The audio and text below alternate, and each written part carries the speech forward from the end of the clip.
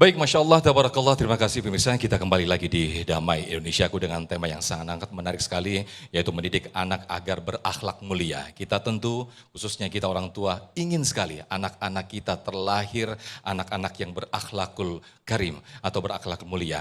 Nah, tapi sebelum itu, tentu ketika kita ingin mendidik anak-anak kita berakhlak mulia, kita perlu mengaca diri bahwa anak-anak adalah cerminan orang tua. Inilah selengkapnya akan disampaikan oleh guru kita Habibana Habib Rifki Al-Hamid. Silakan Habib. Assalamualaikum warahmatullahi wabarakatuh.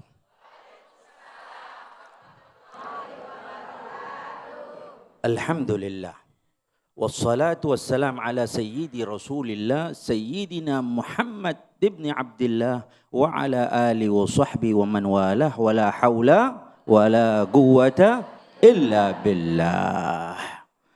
Masya Allah, ibu-ibu yang luar biasa ya. Dan hari ini kita ditemani juga bapak-bapak yang luar biasa. Terkhusus untuk para ulama kita, para guru-guru kita di Damai Indonesiaku ya, yang selalu membawa kedamaian, Ustadz Ujai ya, dan juga Ustadz Riza Muhammad, yang mudah-mudahan insya Allah beliau-beliau ini selalu diberikan kekuatan oleh Allah Subhanahu wa Ta'ala untuk selalu menyebar kedamaian di seluruh Indonesia dari Sabang sampai ke Merauke. Amin Allahumma amin. Ini luar biasa. Ada papan namanya semua nih. Ada FPMM, ada Majelis WPS, An-Nisa. Saya boleh jalan sampai ke sana nih? Boleh lihat? Boleh enggak ibu-ibu? Ada Majelis At-Taqwa dan Majelis An-Nahir. Masya Allah. Ibu-ibu sehat semua? Alhamdulillah. Sehat semua? Alhamdulillah. Ini warnanya hijau, hitam, merah, coklat, sampai kuning. Ini menandakan Indonesia Bhinneka Tunggal Ika, berbeda-beda tapi tetap satu. Alhamdulillah. Terkhusus kepada keluarga besar FPMM, ada abang kita, Abang Umar Kei beserta istri-istri beliau, keluarga besar FPMM. FPMM ini Front Pemuda Muslim Maluku. Kebetulan juga saya Maluku. Mungkin saya mau menyapa beliau dengan bahasa Ambon. Abang Umar, bagaimana kabar? Sehat? Alhamdulillah, mudah-mudahan sehat selalu. Saya ada pantun nih buat FPMM. Orang timur kadang suka berantem. Hadirnya FPMM selalu buat adem. Mudah-mudahan kita selalu dalam keadaan adem. Amin ya rabbal alamin. Tadi kita udah mendengar Ustadz Ujai menjelaskan tentang orang tua anak yang durhaka. Tetapi ketika orang tua sudah durhaka, maka durhaka itu bernasab, akan turun kepada anak. Andaikan ada orang tua yang dia durhaka kepada orang tuanya, kita semua nih anak, ibu-ibu nih dulu anak apa? Orang tua? Anak apa orang tua? Apa begitu lahir langsung jadi orang tua? Enggak ada. Dulu kita semua anak-anak. Nah, ketika kita anak-anak, kita kemudian menjadi orang tua dan memiliki anak. Betul atau tidak?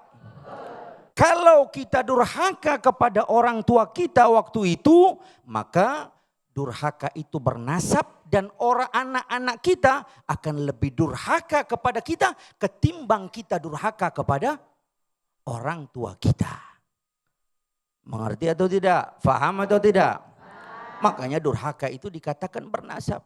Nabi Muhammad sallallahu alaihi wasallam beliau bersabda, "Birru aba'ukum tabirrakum abna'ukum." Berbaktilah kalian kepada orang tua kalian. Pasti anak-anak kalian akan lebih berbakti kepada kalian. Nah, bicara anak. Ini banyak ibu-ibu, di mana-mana ibu-ibu ini pasti menang. Kekuatan emak-emak ini hebat. Lihat kekuatan yang sebelah, sedikit pasti kalah. Pasti kalah. Emak-emak ini emak terhebat di zaman ini, insya Allah. Mudah-mudahan selalu sehat oleh Allah Subhanahu wa Ta'ala, dijaga oleh Allah Subhanahu wa Ta'ala. Nah, kita lihat orang anak yang durhaka, pasti ada latar belakang orang tuanya.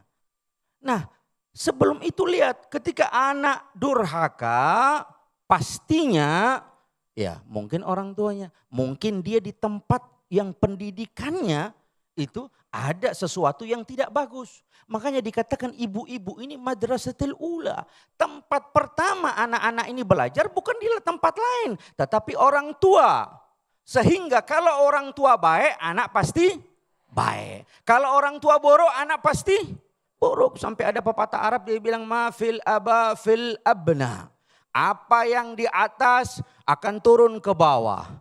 Buah tidak pernah jatuh jauh dari pohonnya. Begitu. Maka ketika orang tua baik, anak pasti baik. Dan anak-anak sekarang ibu. Anak-anak sekarang kritis. Luar biasa. Karena pengaruh zaman. Kita kadang nyuruh anak, anakku sholat. Dia bilang, emak sholat enggak? Emak sholat enggak? Orang tua yang laki ayah bilang, wahai anak sholat ke masjid. Ayah aja gak pernah ke masjid, kok suruh saya ke masjid? Nah, pendidikan pertama dengan apa yang mereka lihat? Mereka meniru. Kalau yang mereka lihat adalah kebaikan, mereka akan mengikuti kebaikan itu. Tapi kalau mereka tidak pernah melihat kebaikan itu, bagaimana mereka bisa meniru kebaikan itu? Maka jadilah contoh yang baik untuk anak-anak kita. Agar anak-anak kita menjadi pribadi yang baik. Kita bicara tentang Sayyidina Umar. Tadi disampaikan Sayyidina Umar bin Khattab. Ada seseorang dikisahkan datang kepada Sayyidina Umar bin Khattab. Dia mengadu kepada khalifah. Wahai Sayyidina Umar, anakku begitu durhaka kepadaku. Dia mengadu semacam itu kepada Sayyidina Umar bin Khattab. Lalu Sayyidina Umar bin Khattab radhiyallahu anhu wa ardhahu mengatakan, sudahkah engkau tunaikan hak anakmu? Hak anakmu ada yang harus engkau tunaikan. Ditanyakan apa itu? Memilih ibu yang baik. Memberikan nafkah yang sewajarnya. Mendidik dengan pendidikan akhlak. Dan mengajarkan ilmu-ilmu yang menjadi bekal untuk kehidupannya. Ketika Sayyidina Umar bin Khattab mengatakan itu, maka anak itu yang dikatakan durhaka pun menyeloteh dan mengatakan, sungguh wahai khalifah, saya tidak pernah diberikan hak itu oleh ayah saya. Tidak pernah.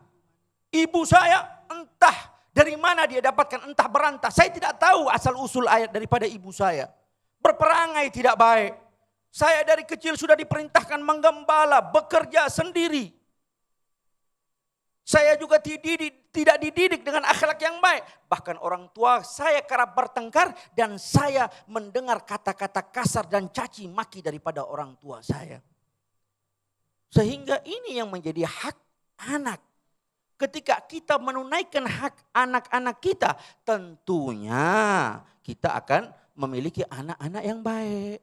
Dan di antara hak-hak itu juga adalah memberikan kelembutan kepada anak-anak kita. Sekarang nggak bisa dididik dengan cara keras ibu-ibu. Dididik dengan apa? Dengan lembut, dengan kasih sayang. Sebagaimana Rasulullah Sallallahu Alaihi Wasallam, Nabi Muhammad mengatakan, "Laisa minna man lam yarham saghirana." Bukan golongan kami sesiapa yang tidak berrahmat, memiliki kasih sayang kepada anak. Nabi Muhammad itu pecinta anak-anak. Sayyidina Hasan dan Husain, cucu Nabi Muhammad, cucu saja, itu selalu bermain-main di atas punggungnya Nabi Muhammad sallallahu alaihi wasallam. Bahkan sekali waktu ketika Nabi Muhammad salat, memperpanjang daripada sujudnya sampai para sahabat mengira terjadikah sesuatu kepada Nabi Muhammad ketika itu. Begitu selesai para sahabat bertanya, apa yang terjadi sehingga engkau memperpanjang sujudmu wahai Rasulullah sallallahu alaihi wasallam? Maka Nabi Muhammad mengatakan, sungguh cucuku Hasan dan Husain sedang berada di punggungku dan aku tidak akan turun sebelum mereka turun terlebih dahulu, lalu aku bangun daripada sujudku, kata Nabi Muhammad sallallahu alaihi wasallam. Itu Nabi Muhammad. Nabi Muhammad kalau ketika bertemu anak kecil, beliau apa? Beliau lakukan apa? Beliau mencium. Beliau memberikan hadiah, dan beliau selalu memegang kepala mereka, mengusap kepala mereka dan mendoakan mereka. Inilah Rasul sallallahu alaihi wasallam, dan kita bertepatan di bulan kelahiran Nabi Muhammad sallallahu alaihi wasallam. Maka hidupkan akhlak Nabi di rumah kita. Jadikan rumah kita rumahnya yang mengikuti rumahnya Nabi Muhammad sallallahu alaihi wasallam. Dan pastinya tanamkan itu dan ketahui itu bahwa didiklah anak-anak kita dengan didikan yang baik. Sebab Allah Subhanahu wa taala berfirman, "Innama amwalukum wa auladukum fitnah." Anak itu bisa menyeret kita ke neraka Allah Subhanahu wa taala. Ibu-ibu mau masuk surga apa neraka? Semua mau surga, maka jaga amanah anak-anak itu. Jadikan anak-anak kita meneruskan kebaikan kita. Amin. Allahumma amin. Wassalamualaikum warahmatullahi wabarakatuh. Waalaikumsalam warahmatullahi wabarakatuh. Amin, amin ya rabbal alamin. Mudah-mudahan kita semuanya orang tua yang menjadi cerminan baik bagi anak-anak kita. Selengkapnya nanti insya Allah akan disampaikan guru kita Ustaz Riza Muhammad. Tetaplah bersama kami di Damai Indonesiaku.